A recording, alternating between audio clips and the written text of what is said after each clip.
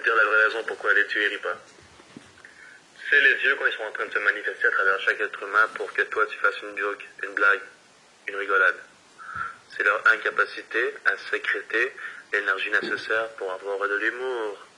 Donc ils passent à travers les humains et ils se font rire en haut du stade de gladiateurs. Non mais sérieux. Même moi j'avais pas pensé à ce que j'ai dit, c'est sorti tout seul. Ils n'ont pas le corps physique, mes gars. Ils ne peuvent rire. Donc ça passe par nous. Ça passe par nous. Ça passe par nous. Bien marrant ça. Mais sérieux, moi je me vois vraiment aller passer 40 jours, 40 nuits dans le désert, affronter ce que j'ai à affronter, arriver devant le peuple sur la scène et dire bingo. Tout est dit, peu d'appelés. Ah, beaucoup d'appelés et peu d'élus. Les gens vont comprendre s'ils vont comprendre. Un sage a déjà dit rien. Top chrono, vidéo super rapidos parce que tout va tellement vite. Si, dans le cas le plus grave, extrême, vous avez chopé le Covid, dans le sens, vous avez perdu le goût de la vie, vous avez le goût de chiotte dans la bouche, tous les jours, ce petit goût de chiotte, mais pire, vous vous ennuyez. Ça, c'est la pire chose, c'est la pire chose. La pire chose. Il vaut mieux brûler en enfer que de s'ennuyer. Moi, ça m'était arrivé il y a très longtemps, je crois, une fois dans une salle d'attente. Ça a duré 3-4 secondes. Oh là là, terrible. Donc, si ça vous arrive, je vais vous conseiller un super truc à regarder.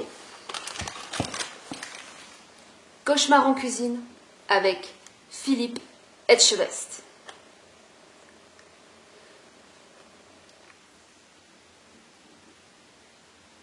Ce mec, il n'a pas choisi son nom par hasard. Etchebest. The best or the beast? The best of the beast. Pourquoi c'est intéressant? En fait, ce mec, il épouse complètement sa grandeur. Et pourquoi il épouse sa grandeur? Parce qu'il n'a pas peur de sa part de monstruosité. Alors, quand je parle de monstruosité, je pourrais parler de la monstruosité du truc que je vais bouffer là.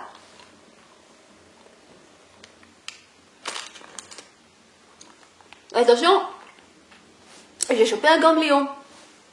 Il faut que j'aille consulter. Non mais le ganglion il est là. Ah tiens.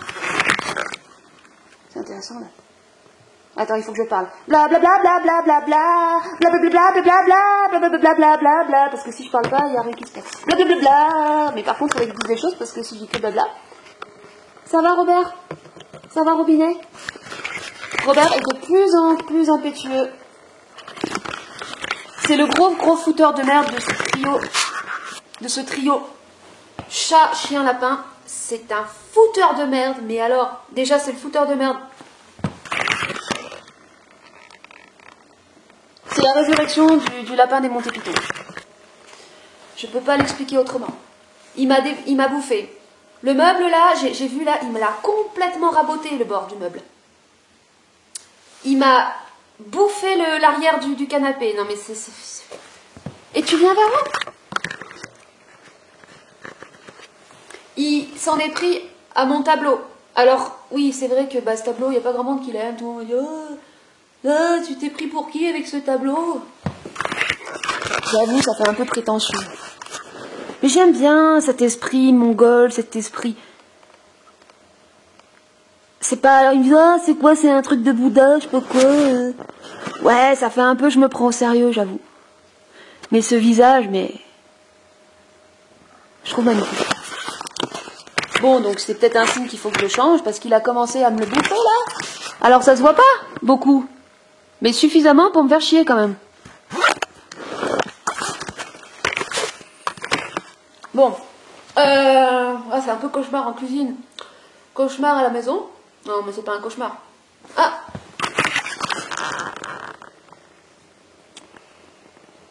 Allez, Robert, fais-nous une action. T'es filmé, Robert. Allez, déconne pas. Je sais pas, moi, monte sur le chien. Allez, Robert. tous les yeux sont braqués sur toi. Tu te rends compte de la pression qu'il y a?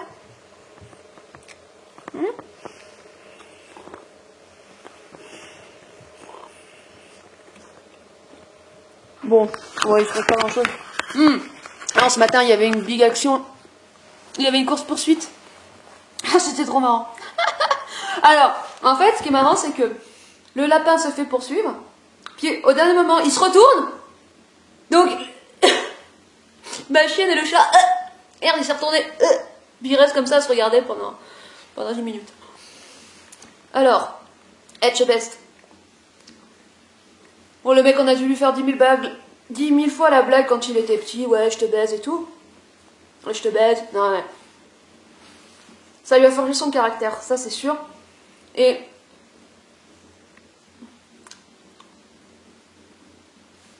Etchebest, c'est pas un mec que tu baises.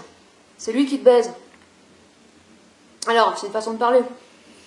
Moi, je suis pas en train de dire que je suis en adoration, que je suis amoureuse de ce mec. Simplement, je reconnais ce mec parce que il accepte sa grandeur. Et il accepte sa part de monstruosité. Et c'est ça qui est le plus difficile pour chacun de nous. Parce qu'on veut tous se voir, surtout alors quand c'est là dans la spiritualité, là. Je suis un être de lumière. Non mais, c'est difficile. La part de monstruosité qui est en nous, c'est le plus dur à accepter. Même David Bowie, qui est le chanteur dont j'ai été fan pendant 7 ans, intéressant, du jour au lendemain, j'étais plus fan de lui. Enfin, la fascination que j'avais a cessé. Pour autant, c'est un être entre l'humain et l'extraterrestre. Enfin, c'est un être dans un corps carbone, dans un corps de chair, mais avec un esprit extraterrestre dedans. Bon, bref, c'est pas le sujet. Je reconnais, c'est pas un surhomme. Il a fait beaucoup de chansons qui s'appellent, où ça parle de Superman, de Starman, du surhomme. Mais c'est pas un surhomme, c'est un dieu. C'est-à-dire que c'est un esprit extraterrestre dans un corps de chair. Ce qui n'a rien à voir avec l'homme nouveau, avec le surhomme. Parce que le surhomme, c'est un homme. C'est compliqué, mais... Oh, je ferai un truc là-dessus une autre fois. C'est assez ouf. C'est assez ouf quand on va vraiment réaliser qu'en fait, Eisenhower l'avait dit dans son discours à l'ONU, qu'ils sont parmi nous.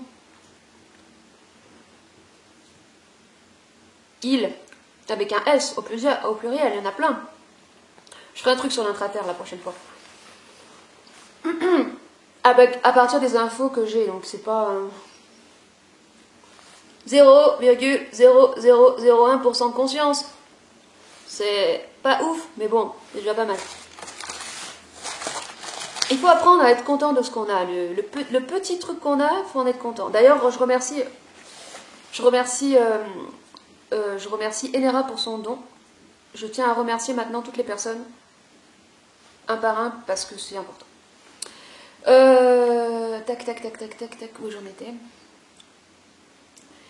C'est la part de monstruosité qui est la plus dure à accepter en soi, mais c'est ça qui fait en fait le sel, la puissance et notre force, et surtout notre individualité.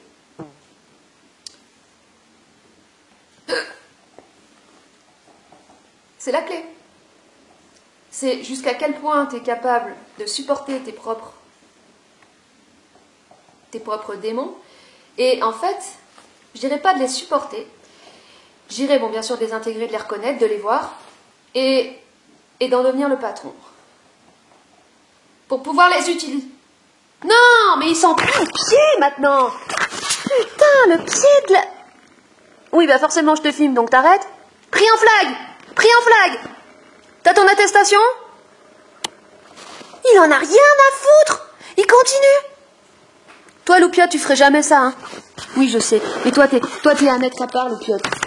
Heureusement que je t'aide, tu me bouffes mes bonbons. Mais il y en a pas pour sauver l'autre ici, bordel de merde. Ils sont tous insupportables.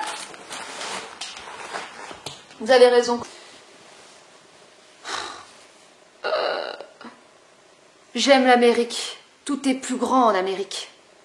Nous, les Français, tout est petit chez nous. Tout est dégringolant.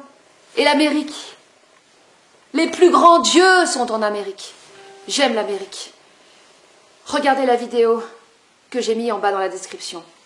Alex Jones. Dieu est de retour dans un corps. Je suis là présentement en train de vous sortir le grand principe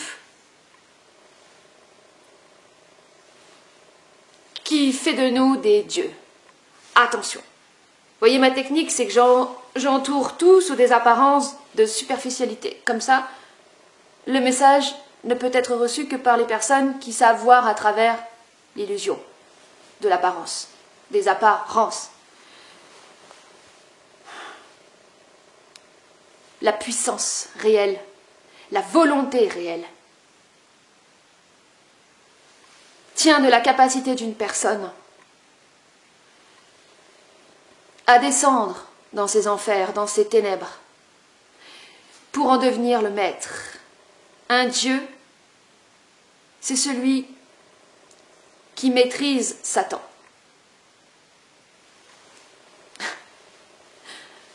Cette maîtrise, elle fonctionne. La capacité d'un être à devenir maître de ses ténèbres intérieures fonctionne uniquement si cet être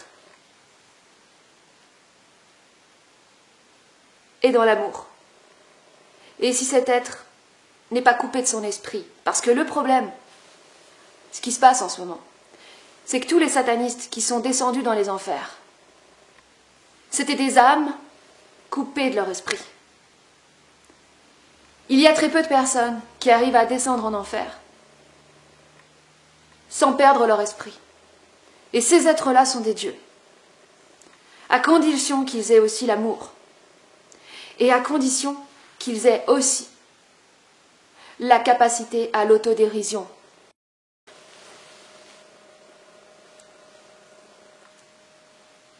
Lorsque vous avez récupéré votre puissance en soumettant vos démons par le principe d'intelligence et d'amour, et qu'en plus de ça, vous êtes capable de vous foutre de votre propre gueule, alors c'est un bingo. S'il n'y a pas d'autodérision, il n'y a pas de réel, il n'y a pas d'humain Dieu. Donc Alex Jones, vous allez voir, c'est du très lourd. Au début, il y a une voix qui passe à travers lui, qui dit « Destroy the child !»« Destroy the child !» C'est une voix d'outre-tombe, c'est son démon qui parle. Le démon, notre démon intérieur, il veut détruire l'enfant, il veut détruire ce qu'il y a de plus pur. C'est l'ego. Réécoutez la conversation avec Valentin, il parle exactement de ça. L'ego qui veut détruire notre enfant intérieur. Tu vends ton âme au diable à partir du moment où tu as décidé de vendre ton enfant intérieur. C'est pour ça que dans tous les rites sataniques, il faut tuer, symboliquement ou réellement, son double, sa part d'enfance. Tu t'amuses plus. C'est fini quand tu descends en enfer. Il n'y a plus d'enfants. Destroy the child.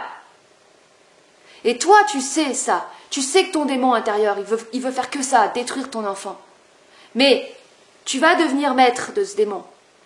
Tu vas le maîtriser par ton intelligence et ton cœur. Et ce triangle de... Il n'y a pas de mot pour définir ce triangle. C'est tout. Mais si nous, on est dans cette vie de merde, on est dans des corps, on est dans une vie de merde, on est des dieux enfermés dans des corps dans une vie de merde, c'est pour nous permettre une chose, de développer cette autodérision. L'humour qui a si cruellement manqué aux dieux d'antan. Les dieux tout-puissants, l'Atlantide, les dieux, ils savaient pas rire. Ils étaient trop grands pour être drôles. Ils se prenaient au sérieux. Et c'est ce qui a conduit leur chute et leur déclin. L'autodérision, c'est la touche finale. Mais bien sûr, mais il y a une chose qu'il faut que tu saches, c'est que je dois rester anonyme jusqu'au bon moment que l'humanité sera prête à recevoir l'information des bingos. Les bingos, aucun livre, aucun pape, aucun prêtre. Juste la vibration derrière le bingo. Si tu ne peux comprendre le bingo, c'est que le bingo non manifesté n'a pas encore été manifesté dans ta vie. Donc la rigolade derrière le bingo ne sera compris que par les élus. Et par élus, je veux dire les bingonamoïdes. Los bingos.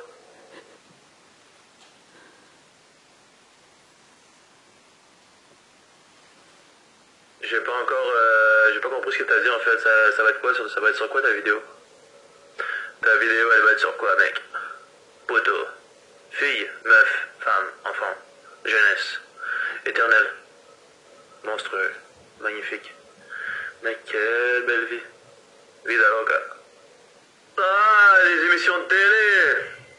D'accord. Tu me donneras des informations spéciales. Des reportages inédits sur l'habitat naturel des bingos. Voilà, plus précisément, ce que j'ai compris, et je précise que si j'en parle, c'est parce que je l'ai suffisamment intégré pour en parler, parce que le triangle intelligence, volonté, cœur ou amour, ça fait longtemps que j'en entends parler, surtout à travers supramental, mais bon, c'est sympa, mais ça nous en dit pas grand-chose tant que c'est pas on l'a pas vécu ou intégré. Alors, donc j'ai réalisé que nos ténèbres intérieures, ce que j'appelais cette masse aspirante, j'aime bien parler aussi de force ténébrique, c'est notre obscurité. Donc nos démons aussi, je vais mettre démons aussi, notre part de monstruosité, c'est ce qu'on ne veut pas voir, mais c'est ce qu'il faut qu'on aille voir. D'ailleurs, le degré d'un initié se mesure à sa capacité à se confronter à ses démons. Alors la confrontation, c'est d'aller voir cette obscurité, de descendre dans cette obscurité, et ensuite, c'est d'en devenir le maître. La capacité d'un individu à devenir maître de ses propres démons va lui créer sa volonté réelle. Le principe de volonté s'arrache des enfers quelque part. Donc, c'est en ce sens que c'est intéressant. Notre part de ténèbres, de monstruosité, nos démons, on les subit tant qu'on a trop peur, on a trop de résistance, on a trop de peur pour aller les voir, mais à mesure qu'on s'y confronte, on en devient le maître, donc en fait on devient maître de nos démons, et on utilise ces démons pour ce qu'ils sont, pour l'énergie qu'ils sont, pour nous permettre de bénéficier de notre volonté, et donc on pourrait dire aussi de notre puissance réelle. Donc la puissance réelle, elle s'arrache, encore une fois, elle s'arrache des enfers, de nos enfers intérieurs. Hein. Tout est intérieur, bien sûr. Mais c'est très très complexe parce que comment vous allez devenir maître de vos démons? Comment vous allez soumettre vos démons à votre volonté? Comment vous allez arracher la volonté à vos démons? C'est pas par la force au sens que on pourrait l'entendre. Et puis même dans Star Wars, la force, qu'est-ce que c'est la force? C'est complexe, c'est pas simplement un truc de bourrin, genre force. Bon, la force pour la développer en soi, donc cette force qui est donc la volonté et la puissance réelle, c'est une alliance avec le cœur et l'intelligence. Ça ne fonctionne pas sans. En fait, volonté, cœur et intelligence, ça fonctionne toujours ensemble. Et l'individu doit être maître. À la fois, il est maître de sa propre volonté, il est maître de son propre esprit et il est maître de son propre cœur. Si l'individu n'est pas maître de son esprit et de son absolu, il se fera détruire par lui. Car l'esprit est absolu. C'est pour ça que je parle de haine de l'absolu, de haine de Dieu, comme principe moteur de volonté pour devenir maître de cet absolu et de ne pas se faire absorber complètement par lui. Parce que l'absolu ne connaît pas les limites, il est illimité. Et c'est ça le problème. Et nous, on fait émerger notre principe de volonté, de notre capacité à déterminer des limites, des contours à cet absolu. Sinon, c'est juste invivable. En fait, sinon la vie, c'est juste... en fait, il n'y a même pas de vie, t'es consumé sur place. Le phénomène de combustion instantanée, assez intéressant dans ce sens. Donc, il faut l'alliance avec le cœur. Si vous n'avez pas de cœur, si vous n'êtes pas dans votre technologie centrale du cœur, amour en tant que technologie. Parce que l'amour, c'est une technologie, en fait. Les chakras, c'est de la technologie. Alors, le chakra du cœur, en fait, c'est le chakra central qui permet la circulation de l'énergie entre les chakras du bas et les chakras du haut. Les chakras du bas qu'on associe à une énergie montante de type Kundalini et les énergies d'en haut qui sont plus électriques, donc la Kundalini est magnétique, les énergies d'en haut sont plus électriques, sont descendantes. Les énergies supramentales, comme on dit, sont descendantes. Et la Kundalini, ça c'est montant.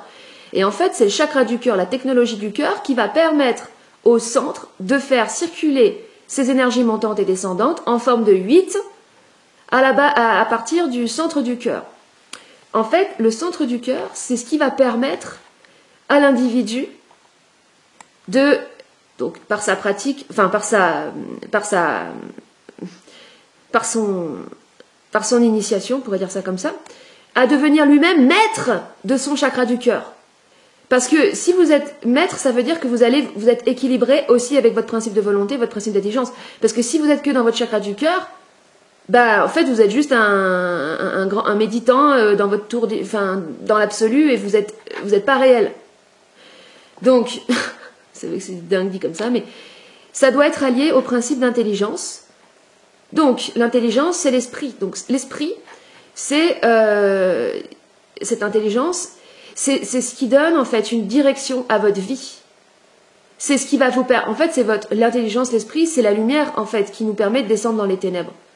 Une personne sans esprit, donc on parle souvent les entités sans âme. Vous savez que Iso, de supraconscience vibratoire, avait bien spécifié ça, a fait plusieurs choses là-dessus pour expliquer que c'est pas les entités sans âme, les portails organiques, les machins comme ça, c'est pas les entités sans âme, au contraire, c'est des êtres avec une âme, mais qui n'ont pas d'esprit. Le problème, quand on signe un pacte avec le diable, c'est une illusion, hein, le diable n'existe pas, mais avec le suprême voile de l'illusion, moi j'appelle ça comme ça, Satan, le suprême voile de l'illusion pour l'individu, on vit l'expérience de la dépossession. Et la dépossession, c'est la perte définitive avec l'esprit. Une personne qui sombre définitivement en enfer, en fait, elle perd son esprit. C'est juste ça. Une personne comme Lady Gaga qui vit des tourments pas possibles parce qu'elle a signé un pacte avec le diable, en fait, elle vit l'expérience de la dépossession. Hein, le mythe de Faust, c'est ça. Il n'y a plus d'esprit, mais il y en a encore un peu, c'est ça. Quand il y en a encore un peu, c'est ce qui fait aussi la grandeur maximale d'un être, parce que pour accepter de vivre ça, en tant qu'âme, en tant que programmation, il faut être quand même il faut être une âme énorme. Il faut avoir plus que du courage, parce que la dépossession de soi, ça va amener l'individu à avoir des pratiques anti-vie, anti-humaines, ce qu'on appelle les sacrifices. Moi, j'aurais jamais pu... je suis pas en train de dire que c'est bien sûr, mais ce que je veux dire, c'est que les gens qui font ça, c'est des millénaires de cycles de réincarnation en enfer. Enfin, moi, perso, non, c'est pas pour moi. Enfin, ça, non, ça... des pratiques anti-vie, là, ceux qui ont pratiqué ça, ça va être pour purger leur âme, là. Je sais pas si vous connaissez le mythe de Milarepa. C'est C'était un maître ascensionné, on appelle ça comme ça. Bon bref, on s'en fout des termes. Le mec, il avait tué des gens par ses pouvoirs psychiques, mais par inconscience, hein, bien sûr.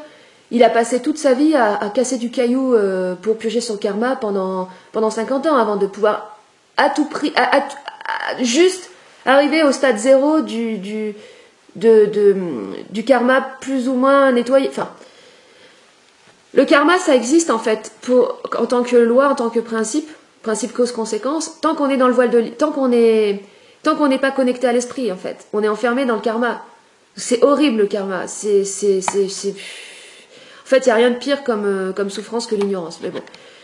Donc, c'est pour ça que l'esprit doit nous guider dans tout notre processus d'initiation. C'est l'esprit l'intelligence, on pourrait dire l'évolution, peu importe, qui nous chapeaute. Mais, encore une fois, il faut en être le maître. Maîtrise. La maîtrise est centrale. Parce que sinon, l'esprit vous anéantit dans son absolu. La haine de Dieu, pour moi, la haine de Dieu exprimée, par exemple, par l'esprit nietzschéen, donc, ce scandale absolu que de détruire Dieu, ça a été en fait le point de départ, l'initiation, la première pierre donnée aux hommes pour leur permettre de bénéficier du principe de volonté, donc de leur principe de puissance réelle.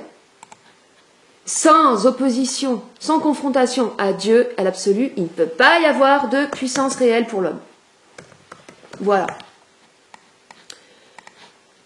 Merci à Nietzsche de s'être sacrifié pour l'humanité.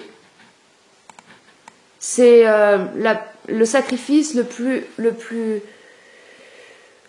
plus impensable qui puisse avoir été fait de toute l'histoire de l'humanité, puisque cette personne y a laissé sa santé mentale.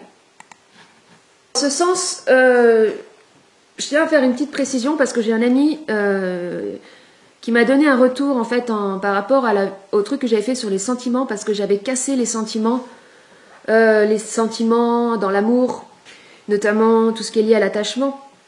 Et en fait, cet ami, qui s'appelle Rayon Solaire, en son blaze, me disait « Les émotions sont un dégagement hormonal, les sentiments sont vibratoires, sont une vibration. » Et c'est très intéressant par rapport justement à cette technologie du cœur, pour nous permettre d'activer cette technologie, parce que les chakras, le problème c'est qu'ils sont grippés. C'est des roues qui sont grippées et il faut les dégripper. En fait, les sentiments, les sentiments, éprouver des sentiments par l'amour en fait, hein, parce que c'est quand même, et même l'amour pour l'autre. Parce que moi j'ai démonté l'amour, mais bon, il faut casser pour pouvoir créer, ça c'est comme ça. Là donc je suis plus dans la création, même la spiritualité en tant que telle a ses vertus, a son intérêt dans ce sens-là, pour tout ce qui est bon en fait, pour nous permettre de dégripper ce chakra du cœur, les sentiments, le fait de pleurer pour quelqu'un. Bon, alors dit comme ça, tu vas pleurer pour quelqu'un, ouais ça fait un peu forcé, mais...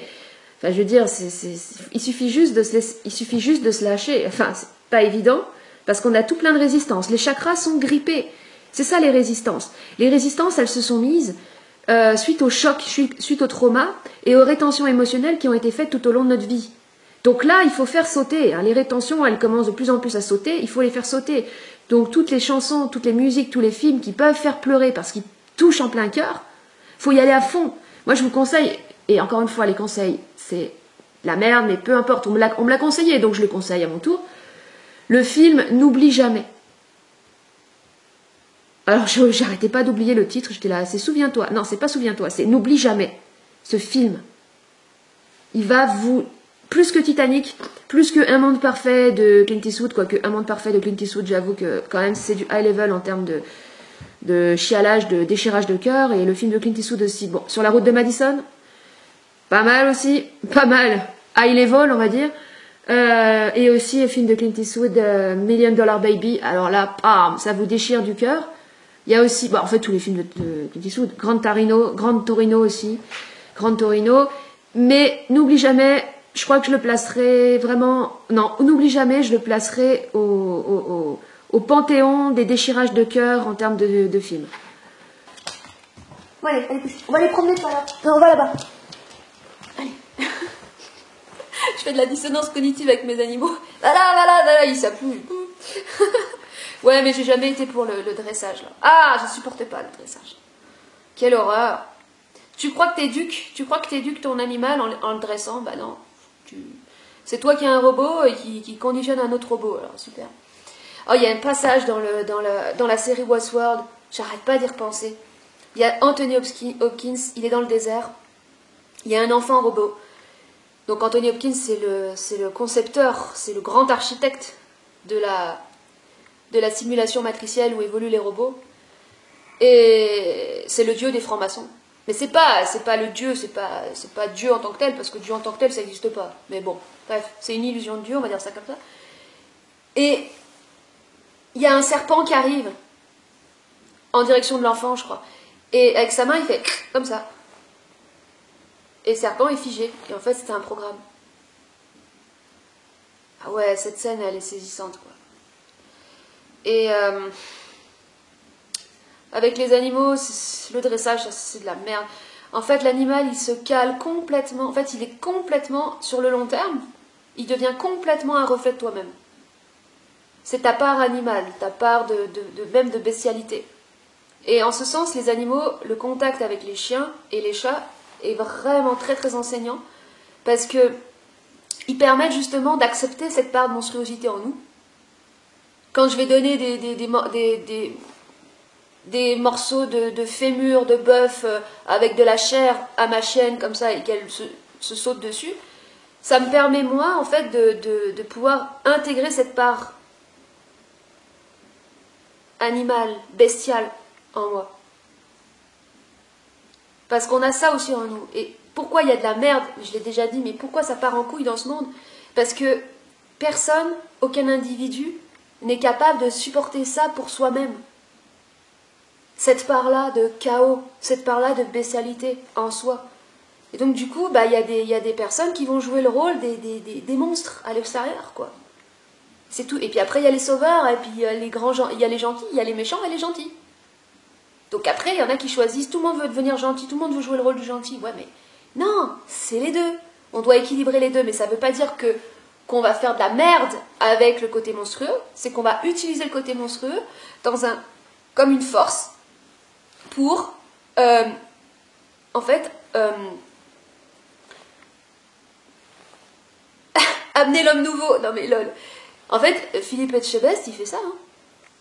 Il contribue à amener l'homme nouveau sur Terre. À sa manière, dans sa dimension. Dans sa dimension qui est géniale.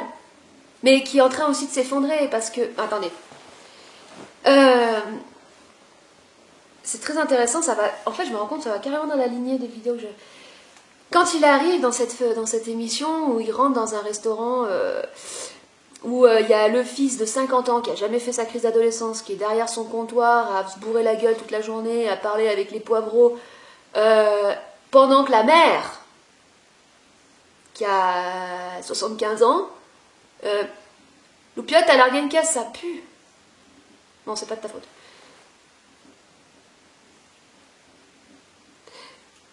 C'est à cause de moi, j'ai un jugement de valeur sur les odeurs, quoi. Ça pue pas, c'est simplement l'odeur de la croquette fermentée.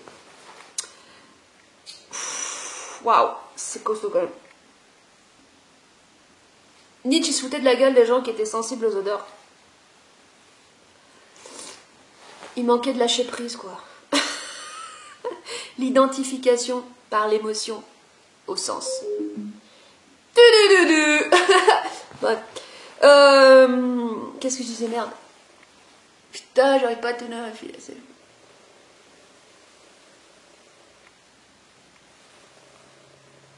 Il arrive et donc il y a la mère qui est en cuisine et qui s'occupe de tout, qui en peut plus, la mère. Elle est toute maigre, elle n'arrive pas à lâcher prise parce qu'elle voit que son fils, il vaut pas grand-chose, donc elle est obligée de tout tenir, elle porte tout sur ses épaules, elle y laisse sa santé, enfin le truc, puis la sœur qui est en retrait mais qui voudrait que sa mère lâche, mais elle sait pas comment lui expliquer. Enfin, le bordel! De toute façon, la famille, c'est toujours le bordel.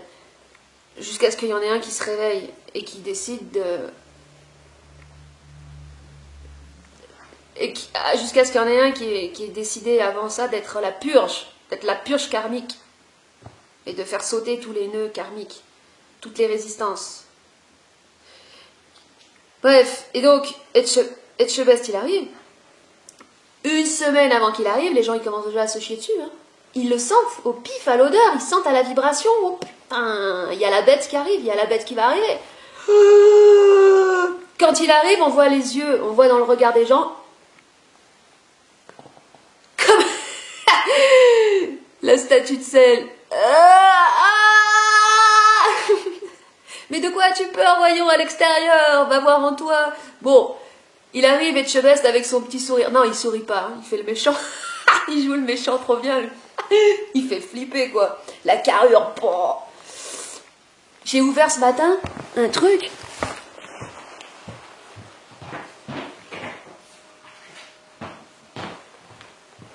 C'est trop ouf parce que j'ai débarrassé mes courses. Et en fait, j'avais pas vu que c'était... La caissière venait de me mettre ça. Deviens un héros.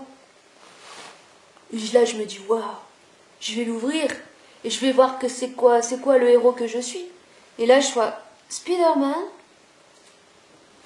Black Panther. Et je sais que ça me correspond pas forcément. Mais là, je vois Rhino.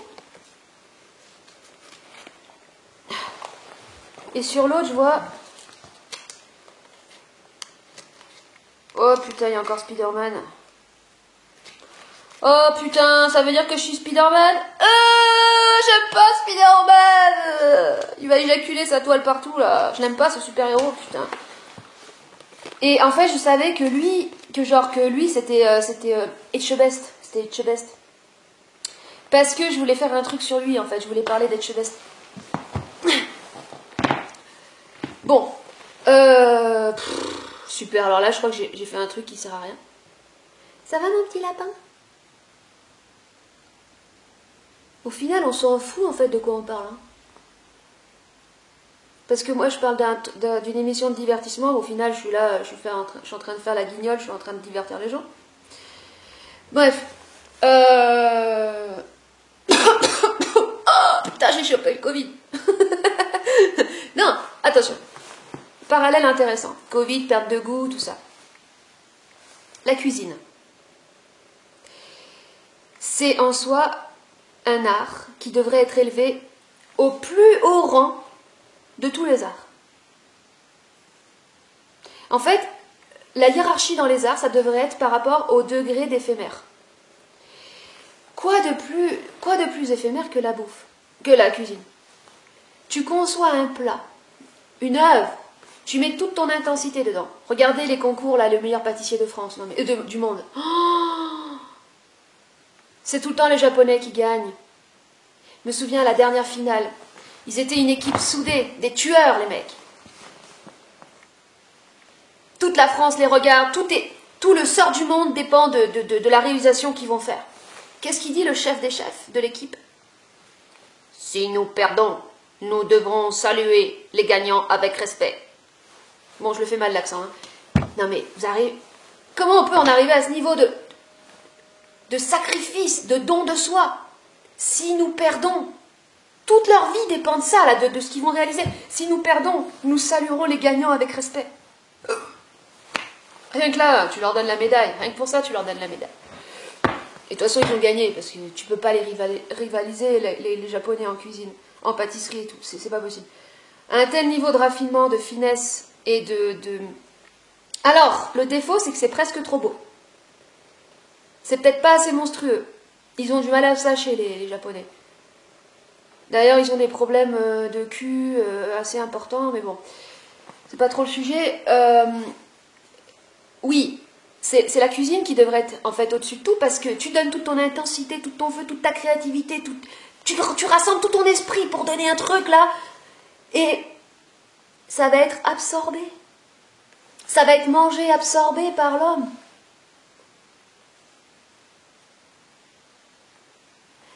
Un peintre, un sculpteur, pour moi c'est, je l'ai toujours pensé, pour moi c'est l'art des lâches.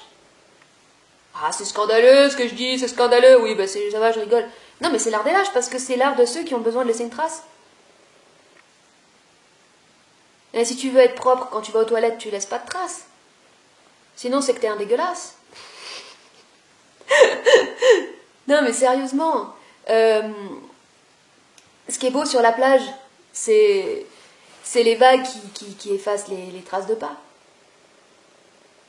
Quand tu fais du ski, c'est de faire ta trace. Alors moi j'aime pas la poudreuse, j'assume complètement que moi, mon kiff en ski, c'est d'aller sur les grosses pistes, bien damées, à fond la caisse, parce que j'aime bien la vitesse et j'aime pas la difficulté technique de la poudreuse et l'incertitude. Parce que la poudreuse, il y a des densités de neige différentes, il faut pouvoir gérer les amortis, tu veux vite te planter la tête dans la neige aussi. Si tu as un trou, bing, tu plantes le machin. Et non, j'aime la facilité en ski. En ski, j'aime la facilité. J'aime quand c'est bien lisse. Puis comme ça, quand il y a des bosses, tu peux bien partir là, comme ça. Ouais, c'est cool ça. La sensation de voler. Le fait de relâcher tout. C'est ça qui est bien dans les pistes de ski bien damées. Tu relâches tout complètement. Tu te fais des virages pour te faire plaisir, pour te donner un peu d'intensité, pour te donner un peu de dynamisme. Mais tu peux te lâcher complètement sur la ligne droite. Tu relâches complètement ton corps et bah, tu voles. Bon, c'est pas le sujet. Donc la cuisine devrait être élevée au rang d'art suprême. Si tu veux vérifier jusqu'à quel point une personne elle t'aime, tu lui demandes de te faire un plat, puis tu regardes. Bah non, tu regardes pas, tu ressens. Tu goûtes. Si tu regardes, quand même, c'est important, et tu goûtes. Là, tu verras. Tu verras si elle t'aime ou pas. Si elle te sort le paquet de panzani et la sauce tomate, bon, après, je dis pas, hein, parce que des fois, ça peut être pas mal aussi. Ça dépend. Il faut voir. C'est très subtil. Ça peut jouer à très peu de choses.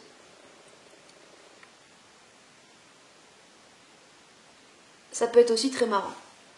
Oh, ils sont mignons. Je regrette vraiment pas de l'avoir pris ce lapin. Au début, je regrette vraiment pas parce que, comme on dit, jamais 203, il manquait un truc entre le chat et le... En fait, entre le chat et le chien, il leur manquait leur animal de compagnie à eux.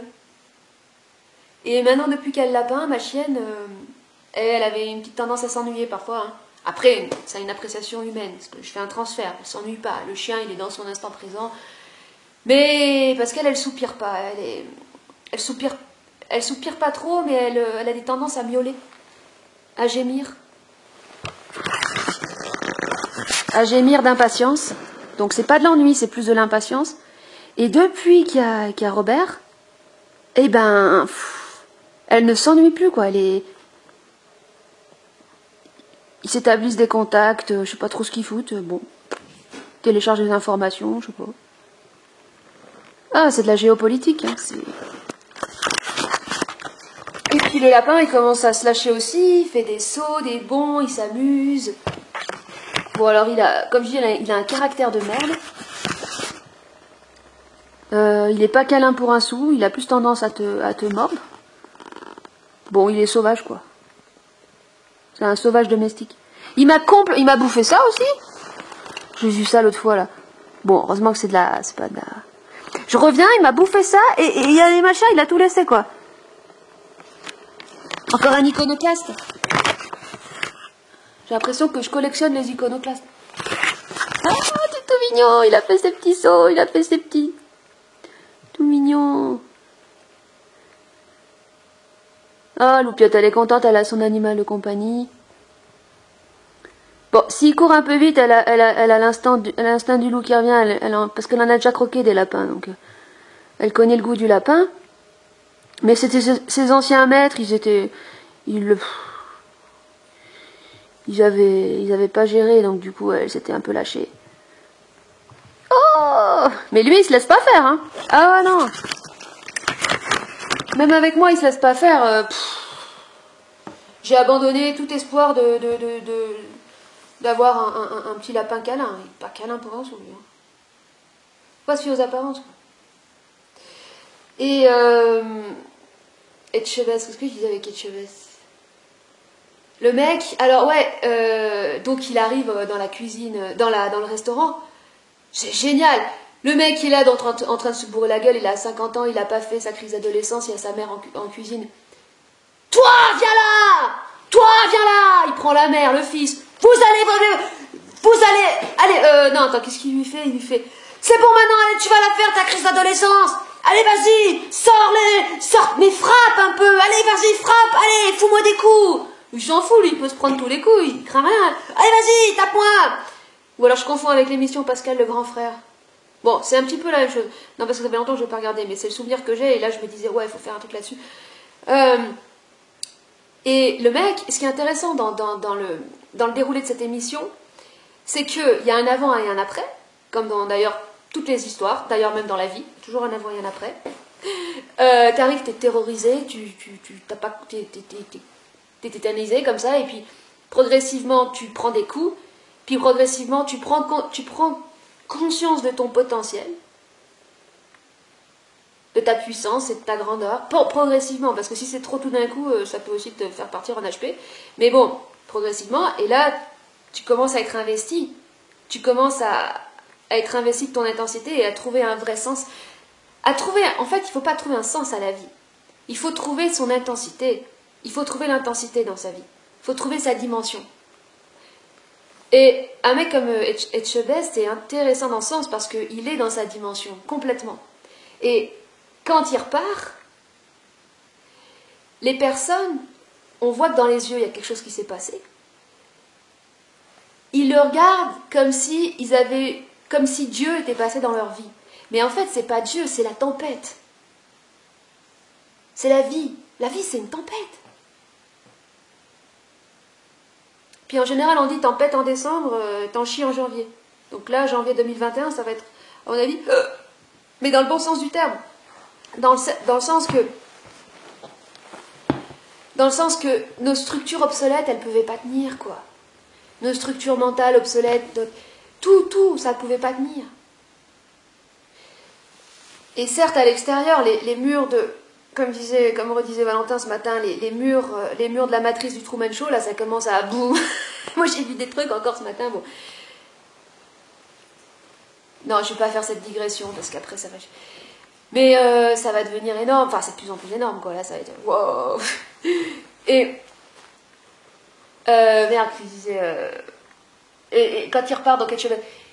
Et donc, ils ont trouvé une... Ils sont passés de l'ennui, de la chiottitude, de la mort, à de l'intérêt, à de la vie, à du réveil. Bon, après que ça te tienne ou pas, ça on n'en sait rien. De toute façon, après, les émissions télé, c'est comme quand Valérie Damido, elle arrive, elle te transforme ton taudis en palace. Bon, après, c'est pas tout à fait mes goûts, mais je reconnais quand même que c'est pas mal. Bon, elle revient 3 semaines plus tard, c'est redevenu comme avant. Enfin, je veux dire, ça a pas tenu. Enfin, on n'en sait rien, mais bon, c'est pas des trucs qui tiennent. C'est de la télé, c'est du sensationnel, c'est de la surface. Mais c'est à nous aussi d'amener la profondeur quand on regarde la chose. Et Etchebest, pourquoi je parlais de cette personne, c'est intéressant parce que donc c'est un homme qui n'a pas peur de sa propre monstruosité, qui l'utilise pour secouer les gens, mais quand il est en présence d'autres grands chefs comme lui, parce que c'est un grand chef, au sens littéral et aussi figuré du terme, en tant que personne humaine, quand il est en présence d'autres chefs, il se met à sa place. Il ne va pas déborder sur les autres.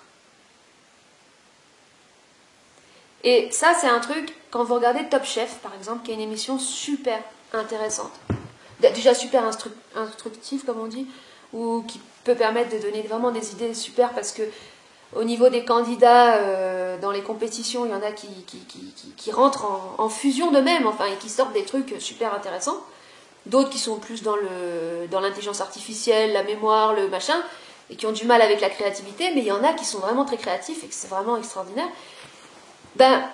Ou sensibles, ou enfin, tous les aspects de leur créativité. Mais je disais, dans ce milieu-là, alors, c'est sûr que c'est pas forcément tous les grands chefs qui sont comme ça, mais les vrais grands chefs, ce sont d'abord des êtres avec des grandes qualités humaines, donc forcément de respect et d'humilité. C'est ça qui est intéressant, parce que vous voyez un mec comme Etchebest, on pourrait se dire oh putain le mec c'est un égo sur pattes, mais bien sûr, mais il s'en fout, il n'a pas peur de sa grandeur, donc c'est un dieu, il le sait que c'est un dieu. À sa manière, c'est un dieu. Moi, c'est pas mon style de dieu, carrément, c'est pas du tout mon genre, mais je reconnais que c'est un dieu. Il est en présence d'autres dieux, donc respect, je prends ma place.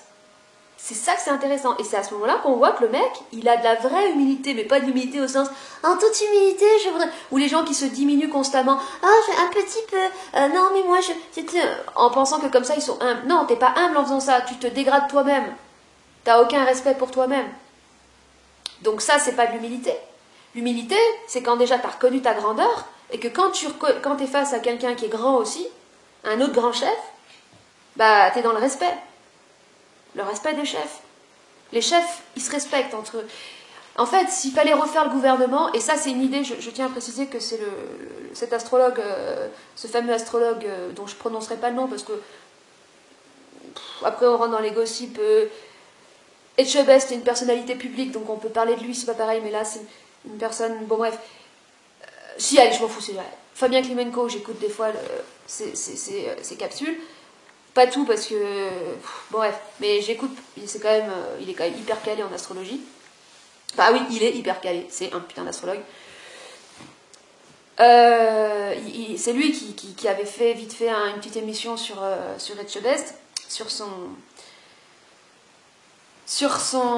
sa carte du ciel et tout, et sur sa dominante lion. C'est pour ça aussi que j'aime beaucoup, parce que c'est lié au feu. Et moi j'ai une forte dominante de lion aussi, donc forcément je suis en résonance, on va dire. Et donc Fabien Klimenko, il se plaisait à imaginer Etchebest qui débarque à l'Élysée, quoi. Mais qu'est-ce que c'est que ce bordel? Toi, viens là! Ramène ta maîtresse, là! Ramène ta maman! Tu vas nous la faire, ta crise d'adolescence! Allez, vas-y, pète-le ton câble, tu vas devenir un homme! Ce serait tellement bien. Si j'étais multimilliardaire, si j'étais la pointe de la pyramide, la pointe de la pointe, je mettrais tout l'argent qui existe sur la planète pour me payer le droit de pouvoir assister à ce spectacle de Philippe Etchebest qui rentre à l'Élysée, la tempête à l'Élysée, qui vient remettre tout le monde à sa place. Non, en fait, qui vient faire... En fait, ce qui est intéressant, c'est que c'est un vrai, parce qu'en fait, il va pas quand il arrive quelque part, il va pas dire oh toi c'est de la merde, toi casse-toi, attends je refais tout à ma façon. Non, il prend ce qu'il y a. C'est ça qui est génial dans cette émission. Il prend ce qu'il y a et il essaye de tirer le meilleur à partir de ce qu'il y a. Et d'ailleurs tous les défis en cuisine, en bouffe, dans Top Chef et tout, c'est toujours... Ah, c'est marrant, elle est en train de le... Elle était en train de lui faire la toilette. C'est toujours prendre ce qu'il y a et de le tirer au meilleur du potentiel. Et en ce sens-là, c'est intéressant. Il y aurait peut-être moyen de faire, avec l'équipe de bras cassés qu'on a au gouvernement, de faire un truc bien, mais avec un bon coach. Pourquoi pas? Qu'est-ce qui a fait le succès Qu'est-ce qui a fait le succès de la... vous êtes mignon. Bon, j'arrête, hein, Qu'est-ce qui a fait le succès de l'équipe de France de 98? Le succès de la France, c'est... Bon, certes, des joueurs de malades, avec un mec comme Zidane qui était un tel esprit fédérateur que, bon, là, forcément, mais quand même, Aimé Jacquet. Ouais, les petits gars. M'énerve, m'énerve. Aimé Jacquet. Un entraîneur hors pair. Un être humain. Bon, et donc voilà, c'est ça, c'est cet esprit de combativité, mais dans le bon sens du terme, de provocation également. Etchebest, il aime bien se montrer comme ça, mais c'est pour faire sortir, pour que l'autre en face, il sorte. Il exprime son intensité, parce qu'il n'y a pas de réalisation, quelle qu'elle soit, s'il n'y a pas d'intensité. Ça marche pas.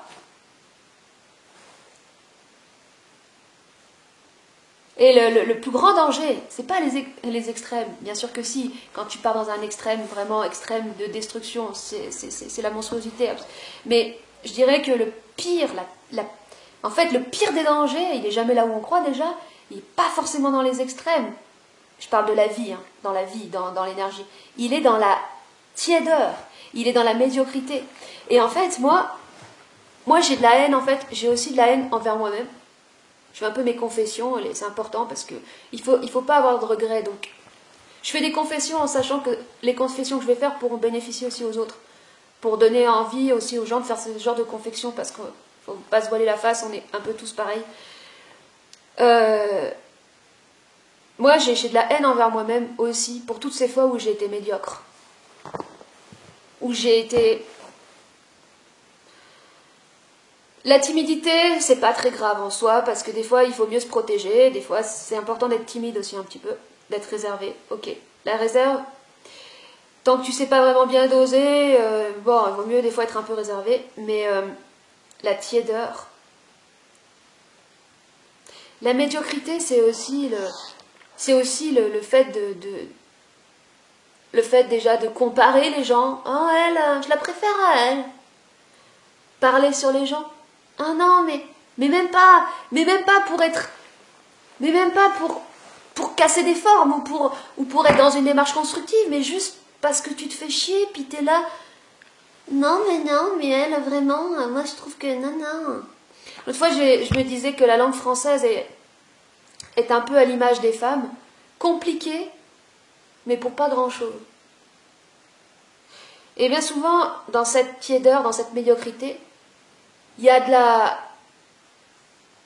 la méchanceté, même pas vraiment intense, et pour pas grand-chose. Je sais pas comment dire, mais c'est ce qu'il y a de pire, en fait. C'est de donner de son feu ou de son énergie pour des trucs qui en valent pas la peine, pour pas grand-chose, quoi. Ça, c'est horrible. C'est horrible, ça. C'est difficile à décrire, mais c'est horrible. Donc, c'est pour ça, Etchebest, il secoue les gens. Il les secoue de leur enveloppe de conditionnement pour en sortir quelque chose d'à peu près qui pète un peu le feu, quoi. Et il a fait, je parle de lui parce qu'il y a 2 semaines ou d'une semaine, il a été interviewé à la télé, sur France 2, je crois. Il a piqué sa gueulante par rapport à ce qui se passe en ce moment, mais ce qui est magnifique, c'est que c'est une colère, c'est de la colère vibratoire, en fait. Il est en totale maîtrise, le mec. Il pousse sa gueulante, mais il part pas dans l'émotivité, parce que le problème aujourd'hui, c'est que les gens, on nous ment de partout, mais comment je vais faire pour survivre? Les gens, ça y est, ils sont emportés dans l'émotivité et tout. Non, mais lui, il arrive à dénoncer en restant dans le contrôle, mais il met son intensité, parce que sinon t'es pas entendu. Si tu mets pas ton intensité, personne t'écoute. Lui, il sait se faire écouter, se faire entendre. Donc il parle fort. Et il s'adresse au gouvernement. Il n'a pas peur de s'adresser à eux. Il leur explique, mais attendez, moi j'ai 70 000 balles à sortir par mois de frais pour pouvoir ensuite gagner de l'argent avec son restaurant. Il a peut-être exagéré, mais bon, peu importe, c'est quand même énorme, dans tous les cas. Et en gros, il dit, le message qu'il fait passer, c'est... en fait, le message subtil qu'il fait passer, c'est... vous êtes des branquignoles, mais moi je suis un vrai chef. Et en fait, ce seraient des personnes... Alors là je parle en termes d'idéal, hein, parce que dans l'idéal c'est de la merde, donc je vais dire de la merde. Enfin, j'annonce que je vais dire de la merde. Mais c'est juste pour amorcer quelque chose qui donne un petit peu une idée de ce que devrait être une vraie élite. Parce que les élites, il faut des... Enfin, jusqu'à après, il n'y en aura plus, mais je veux dire, dans le progressif... Enfin, il faudrait qu'on ait d'abord une bonne élite, une élite correcte. Et bien, déjà, ce seraient des personnes, à l'image d'Etchebest, qui ont une maîtrise de leurs émotions, qui savent gérer l'émotion, tout leur centre émotionnel, et qui parlent au nom de tout le monde. Parce que Etchebest, il utilise sa notoriété pour parler, il le dit lui-même, il dit, moi je parle pour mon entreprise, mais je parle pour tous les restaurateurs. Je suis un porte-parole. Ça, c'est un vrai chef, ça. Ça, c'est de l'élite. Ça, c'est l'élite française. Et c'est ça le message qu'il envoie, il dit, regardez. Mais il le dit pas, mais ça, bien sûr. Mais de toute façon, après, on est à un tel niveau. Bon, ouais. Alors, il y a aussi, génial dans ce personnage, très intéressant, c'est que le mec, donc, il a la cinquantaine, il a à côté de toutes ses activités, il arrive quand même à avoir son groupe de rock. Alors, ils font des reprises, je sais pas s'ils ont leur propre compo, moi j'ai juste vu les reprises. Donc, lui, il est à la batterie. La batterie, c'est vraiment l'intensité. Bon, après, la guitare, enfin, tout est l'intensité dans le rock, mais on le voit jouer, il est à fond, il est dedans. Et ce qui est génial, c'est que à 50 ballets, enfin, il a réalisé sa vie, il vit sa vie en grand. J'aime bien cette expression, de vivre sa vie en grand. Pour la vivre en grand, il ne faut pas avoir peur de sa monstruosité, il faut la porter. C'est-à-dire qu'en fait, c'est ça, c'est que par rapport au mythe de Phos, je n'étais pas allée jusqu'au bout, c'est qu'en fait, cette monstruosité qu'on a, cette part de monstruosité qu'on a en nous, on pourrait dire, bon, le démon, en fait, il faut pouvoir l'avoir vu en face, il faut pouvoir le côtoyer, et après, il faut pouvoir en devenir le maître, pour l'utiliser comme en tant que force, en tant que puissance. Vous voyez? Donc, il faut être intelligent. Si tu sais pas faire ça, bah, tu te fais aspirer par tes ténèbres et tu fais de la merde. Voilà, le mec, il vit sa vie en grand. Je sais pas, je connais pas sa vie privée, moi je m'en fous. Est-ce qu'il a une femme, des enfants? Certainement, il doit, certainement. Mais en fait, il s'est pas laissé pomper, aspirer par la femme, parce que la femme, je parle de la femme, le programme inconscient de la femme, hein, pas l'entité femme. J'ai un immense respect pour la féminité, pour la femme en tant que telle. Mais la femme inconsciente, dans sa programmation, de par le fait qu'elle doit enfanter, elle sera toujours programmée à trouver un mec, le posséder, donc le garder pour elle, et lui pomper sa substance. C'est programmé comme ça, une femme inconsciente. Elle lui fait des gamins, comme ça elle le garde, et elle assure sa progéniture. C'est le programme, vraiment le programme minimal primitif, le programme animal primitif de la femme. Que tant que la femme, elle n'a pas pris conscience de ça, elle agit quand même comme ça sans le savoir. Même si elle est gentille, même si elle est bienveillante. Elle va quand même accaparer le mec et le pomper. Et détruire ses rivales potentielles. Être en compétition perpétuelle avec ses rivales potentielles. Mais il n'y a pas de rival en fait. Parce que le problème, c'est que la femme, elle ne doit pas faire ça avec l'homme. Il doit être libre. Un homme doit être libre. Dans tous les cas, l'homme doit être libre. Avec ou sans femme, il doit être libre. Libre pour intégrer son énergie. Quand tu es avec une femme qui te pompe ton énergie subtilement, ou qui t'exploite, hein, parce que il y a le fait de faire un enfant, ça c'est une chose, pour pouvoir bien garder le mec. Mais après, il y a des femmes qui font des enfants, en fait c'était même pas le but de leur vie, mais bon, elles sont tellement qu'elles réagissent au programme inconscient, elles se disent « Oh, j'ai envie d'un enfant », en fait elles n'ont pas envie d'un enfant, mais elles... Bon, bref. D'ailleurs, c'est très bien de faire des enfants. Je ne suis pas en train de dire qu'il ne faut pas faire des enfants. Au contraire, c'est la plus belle chose qui soit. Waouh. Je parle juste des programmes inconscients. Régis par le cerveau reptilien, hein, le mode survie, quoi. La femme, elle peut aussi, si elle est un petit peu plus indépendante, elle aussi, et qu'elle a choisir un autre mode de prédation de la substance de l'homme. Hein. Ça peut être de d'exploiter quelque chose en lui, parce qu'en fait, normalement, le vrai rôle de la femme, en tant que principe féminin, comme c'est une polarité de réception, de réceptivité, alors que le principe masculin, c'est un principe de manifestation, mais le principe féminin a aussi une part de masculinité, et inversement, le principe masculin a une part de féminité, donc de réception, donc de sensibilité. C'est le yin-yang, ok. Mais dans la tendance majoritaire du principe féminin, c'est donc la réception, et c'est le fait d'amplifier, c'est d'être un amplificateur de dimension. L'archétype de la femme qui accouche de l'enfant, c'est qu'elle a réceptionné la semence de l'homme, elle l'a amplifiée en elle pour donner naissance à un être. Donc c'est ça le principe féminin. Réception, amplification de la dimension de l'homme. Mais comme les femmes, elles ne sont pas maîtres d'elles-mêmes, inconsciemment, elles aspirent, elles prennent complètement au niveau énergie la place de la manifestation, donc la place de l'homme.